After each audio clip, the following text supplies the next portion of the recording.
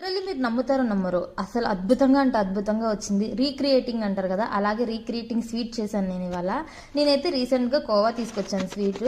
ఒక 4 డేస్కి అది గట్టిగా అయిపోయింది. తినలేక తింటున్నాను. సరే ఇలా చేద్దామని చెప్పి ట్రై చేశాను. ఎంత అద్భుతంగా వచ్చిందంటే అంత అద్భుతంగా వచ్చింది. అందుకే మీతో షేర్ చేసుకున్నా. పొయ్యిలు ఇచ్చుకొని పొయ్యి మీద ఒక చిన్న గిన్నె పెట్టుకొని ఒక 5 స్పూన్లు మిల్క్ తీసుకున్నా. మిల్క్ హీట్ అవ్వగానే 2 స్వీట్లు తీసుకున్నా. ఈ 2 స్వీట్ని స్మాష్ చేసేసి మిల్క్లో వేసేసి ఒక స్పూన్తో లో ఫ్లేమ్లో చక్కగా కలుపుకుంటూ ఉండాలి, దగ్గర పడేలాగా. చూసారా, మనం అలా కలుపుకుంటుండే విత్ ఇన్ 5 మినిట్స్లోనే అది చక్కగా ఒక ముద్దలా తయారైపోయింది, ఫ్రెష్ కోవాలాగా.